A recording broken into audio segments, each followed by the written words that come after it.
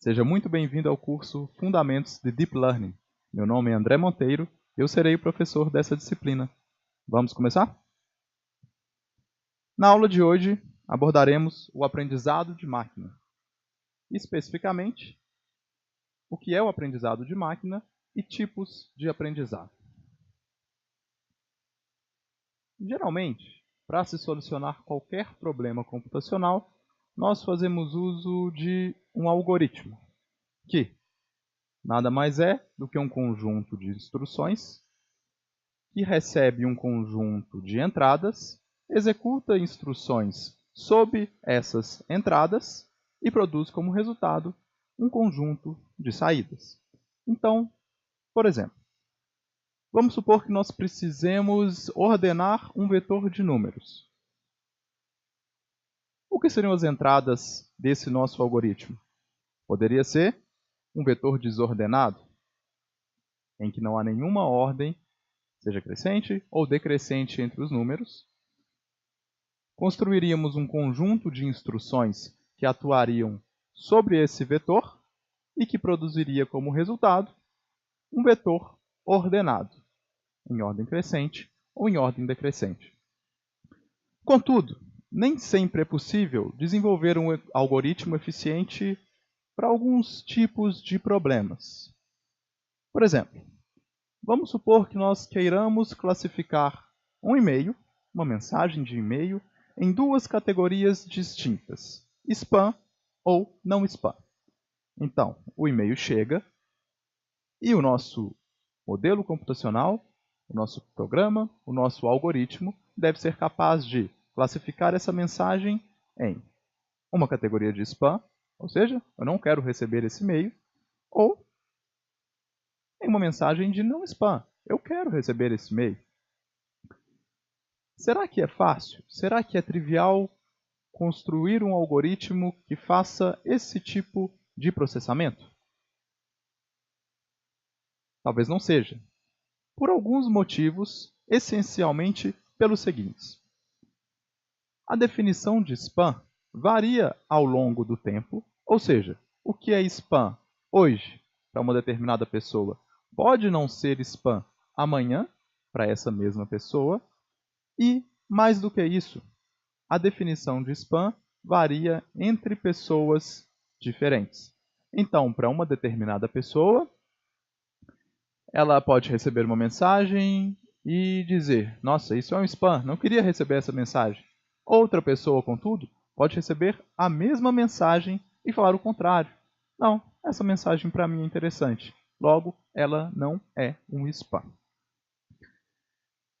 Apesar de ser difícil pensar em um algoritmo que consiga tratar essas peculiaridades, esse tipo de problema tem uma outra característica que pode nos ajudar. Nós podemos utilizar os dados anteriores desse problema para desenvolver o algoritmo. Então, por exemplo, considere um cliente de e-mail qualquer. Quando você seleciona, essa mensagem é spam, ou essa mensagem não é spam, você está criando um conjunto de dados, uma base de dados previamente categorizada. Então, se você classificar 100 mensagens como spam, você já sabe que aquelas 100 mensagens são spam e provavelmente existe alguma relação, existe alguma correlação de dados entre elas. Aquelas que você não classificar como spam, pode-se pressupor que não sejam spam, que sejam e-mails que você gostaria de receber. A solução do aprendizado de máquina leva em consideração, portanto, isso: utilizar dados anteriores que nós já tenhamos classificado para desenvolver um algoritmo. O objetivo é a criação de um processo que aprenda através de exemplos, ou seja, através daquelas mensagens, no nosso caso, que nós já classificamos, a categorizar, a definir o que é spam e o que não é spam. A definição de aprendizado de máquina, uma das definições mais utilizadas na literatura, é essa. Aprendizado de máquina está relacionado com a questão de como construir programas de computador que automaticamente aprendam com experiências sem necessidade de serem explicitamente programados. é esse o objetivo do aprendizado de máquina. Um dos objetivos, talvez o objetivo principal, construir soluções que consigam aprender com dados previamente categorizados e desenvolver soluções, identificar padrões dentro desses dados, com a capacidade de classificar novos dados que possam vir a surgir. E qual a importância do aprendizado de máquina? Hoje o volume de dados cresce exponencialmente a cada dia. Algumas estatísticas apontam que são gerados por minuto mais de 2 terabytes de dados. O desafio aqui não é gerenciar os dados, armazenar os dados. O desafio é conseguir transformar esses dados em informações úteis, informações que façam sentido para um negócio, para as pessoas que estão operando uma empresa, que estão gerenciando alguma organização, e possibilitar a elas que, a partir de todos esses dados, consigam identificar padrões, relações e, a partir daí, tomar decisões de forma mais precisa e eficiente. Tome como exemplo uma loja virtual.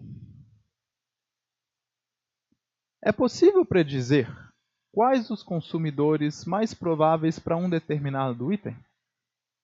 Será que é? É difícil pensar num algoritmo que consiga fazer isso. Dado um item na loja virtual, quais tipos de consumidores serão mais adequados para adquiri-los? Ou seja, para quais consumidores eu vou investir mais dinheiro? Em marketing, em publicidade, em divulgação, e que eu consiga ter a maior taxa de conversão possível, sem perder aquelas mensagens, aquelas propagandas que estão sendo direcionadas para ele. Existem alguns tipos de aprendizado dentro do aprendizado de máquina. Notadamente, o aprendizado supervisionado, o aprendizado não supervisionado e o aprendizado semi-supervisionado. Vamos olhar aqui o primeiro caso de aprendizado supervisionado. Nesse tipo de aprendizado, no aprendizado supervisionado, há a presença de um conjunto de dados para as quais se conhece previamente a saída. Então, por exemplo, o nosso spam. Quando nós categorizamos uma mensagem no nosso cliente de e-mail como spam ou não spam, nós estamos alimentando, como eu disse anteriormente, uma base de dados previamente classificada. Então, cada e-mail que nós classificamos, isso é um spam ou isso não é o spam, possui associado a ela um rótulo ou classe, informando se aquela mensagem é um spam ou não é um spam. Por exemplo, classificação de e-mails, como eu disse, que é considerado um problema binário, porque existem apenas duas classes, a classe de spam, a classe de não spam. Porém, outros problemas apresentam mais de uma saída possível, ou mais de duas saídas possíveis, na verdade. Outro exemplo, a inspeção de peças em uma linha de montagem. Supondo que uma determinada peça do setor automobilístico, por exemplo, passe por uma linha de montagem e lá no final nós queremos saber, aquela peça é uma peça boa, foi produzida corretamente dentro dos padrões de qualidade ou não? É uma peça que deve ser refugada, por exemplo. Através do aprendizado de máquina supervisionado, nós podemos ter uma base grande de peças, cada uma classificadas como positiva ou negativa, e a partir daí desenvolver soluções utilizando essa base que nós já temos para categorizar novas peças que virão a ser produzidas. Recomendação de filmes e produtos. Outro exemplo. Vamos supor que o nosso usuário sempre assista determinado tipo de filme. A partir do comportamento dele, passado, ou seja, do nosso conjunto, da nossa base previamente classificada. Então nós temos um conjunto de filmes que ele gostou, que ele já assistiu, nós conseguimos construir soluções que são capazes de recomendar os filmes mais adequados para aquele usuário. Em lojas virtuais também é comum nós selecionarmos um produto e aparecer lá embaixo. Pessoas que compraram esses produtos também compraram. Como é feito isso? Utilizando um histórico passado e obtendo-se correlações através de aprendizado de máquina, muitas vezes. No aprendizado não supervisionado, a gente também tem um conjunto histórico, uma base histórica. Porém, nós não sabemos o resultado, as classes daqueles objetos que nós temos na nossa base. Como se nós tivéssemos um conjunto de mensagens de e-mail, porém não são classificadas como spam ou não spam. Nós não sabemos a saída delas. O aprendizado de máquina não supervisionado, portanto, tem como objetivo encontrar semelhanças entre esses objetos que nós temos na nossa base, mas que nós não sabemos a qual classe eles pertencem. Através dessa imagem fica fácil entender a diferença entre esses dois tipos de aprendizado, o não supervisionado e o supervisionado. No primeiro, nós temos um aprendizado supervisionado. Vamos supor que tanto os círculos quanto os X fossem objetos dessa nossa base histórica.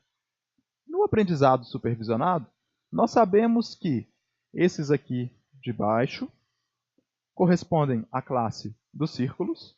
Então, poderíamos chamar isso de classe 1, por exemplo. E esses correspondem a outra classe, ou classe 2, por exemplo.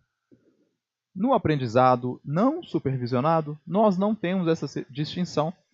Nós sabemos que nós temos os mesmos objetos, só que nós não sabemos previamente a qual ou a quais classes eles pertencem. O objetivo do aprendizado não supervisionado, portanto, é obter relações entre essas classes de forma que, a partir de algum método, consiga dividi-los em classes, mesmo sem saber a qual classe ou a quais classes eles pertencem. No aprendizado não supervisionado, nós podemos usar o que nós conhecemos como agrupamento, ou clustering, que tem como objetivo justamente agrupar objetos através de alguma semelhança que se consiga deduzir entre eles. Por exemplo, vamos supor que naquela mesma nossa loja virtual, nós queiramos dividir os nossos clientes em grupos separados, para que nós possamos fazer campanhas de marketing direcionadas, específicas para cada grupo de consumidores. Através de um método de aprendizado não supervisionado, nós podemos fazer um agrupamento ou um clustering e podemos chegar à conclusão, por exemplo, que nós temos 5 grupos distintos de clientes. E aí, fazer 5 campanhas de marketing específicas para cada um daqueles grupos. Usando como o que para fazer essa relação? Por exemplo, faixa etária das pessoas, local onde mora, quantos itens comprou, se foi pelo celular, se foi pelo computador e por aí vai. O objetivo do aprendizado de máquina é automaticamente obter essas relações através dos dados que nós temos. Um outro tipo de aprendizado, intermediário entre o supervisionado e não supervisionado, é o que nós conhecemos como semi-supervisionado.